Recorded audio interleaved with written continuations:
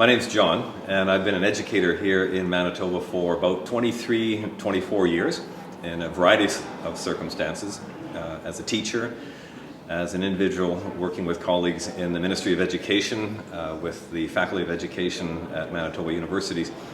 And I have a few thoughts about infrastructure and about facilities with respect to education, teaching, and the learning environment.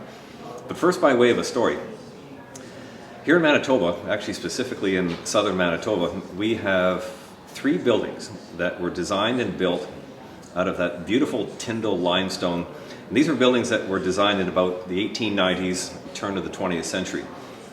And they were designed as the great institutions of the day. And these 3 buildings were all designed by the same individual. But it's what these buildings became that's really of interest.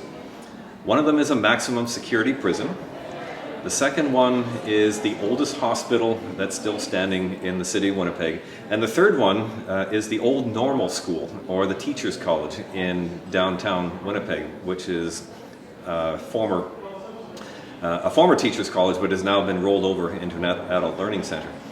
And I remember hearing an interesting anecdote from an individual who eventually attended the Adult Learning Center in core Winnipeg, but he had just been recently released from the Stony Mountain Penitentiary, where he had served some time.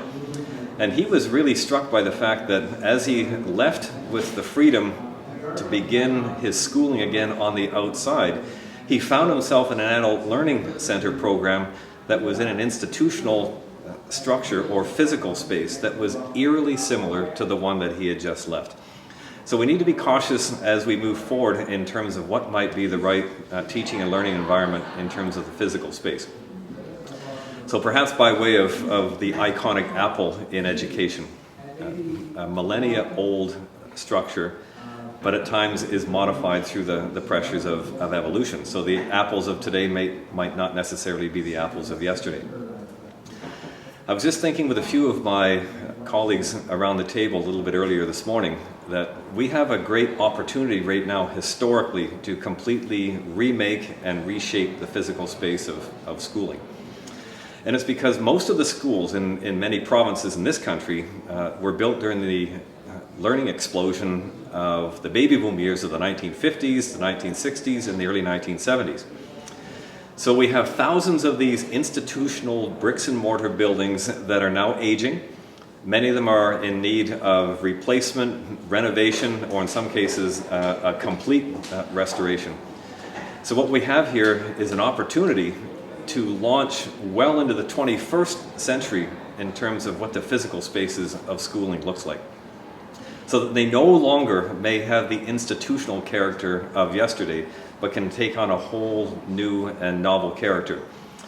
So I can envision a situation where we take this opportunity with aging schools to not replicate the old architectural model, but let the natural inclinations and the natural orientations of schooling for the 21st century dictate the kind of architecture that we're going to need.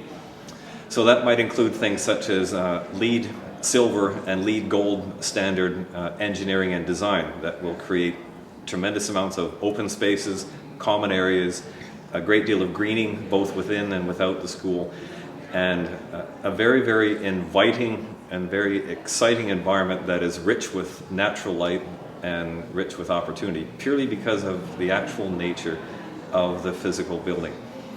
I think that this is a key opportunity historically to be able to remake the very edifices of education for the next generation.